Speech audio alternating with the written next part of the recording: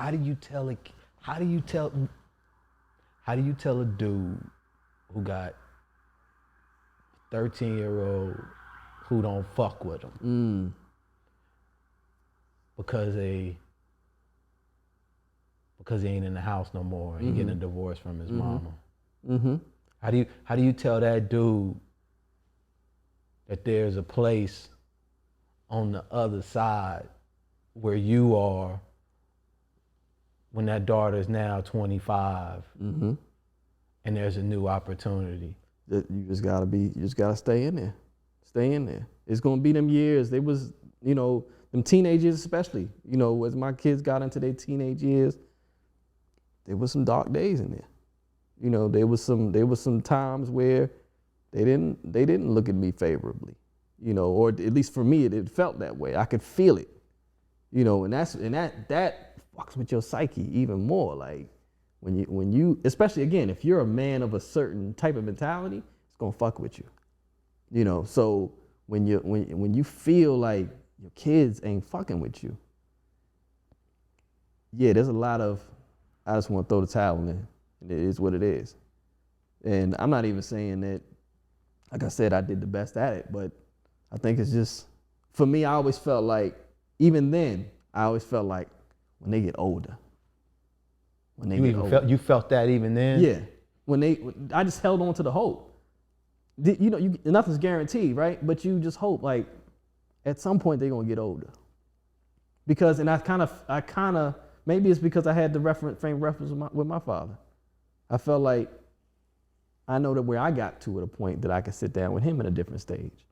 So I felt like it's my kids may not necessarily connect with me right now, or they may not, feel those vibes right now. But at some point, if I'm the man who I know I am, I got a shot with them when they get on the other side of 18, on the other side of 20, when they get into their 20s and they 25 now, and they really get into this real life thing.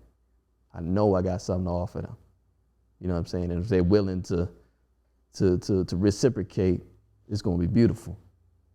But it take that, just holding on to that hope and being consistent in it. Whatever little things you do, just be consistent in it.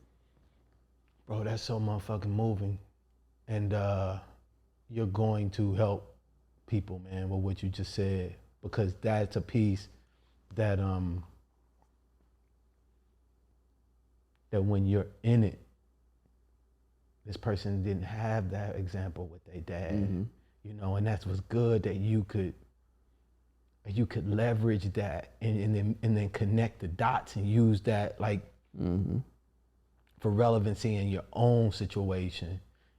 But for somebody who don't have that, it's like they just still grasping. Yeah. So just you saying that and dropping that is something for somebody to hold on to because they don't have it, bro. Right. And they're lost. Yeah.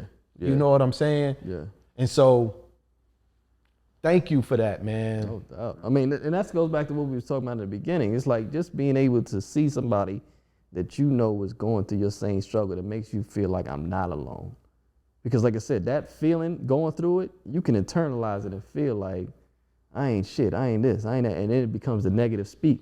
But if you can see somebody that's going through it, like, all right, I don't know what it gives, but, spiritually and all that, but maybe that's what it is.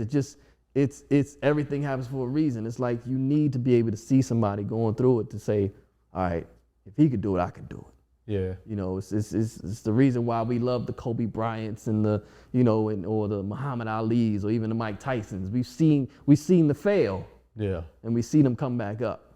That's what we love the inspiration in that.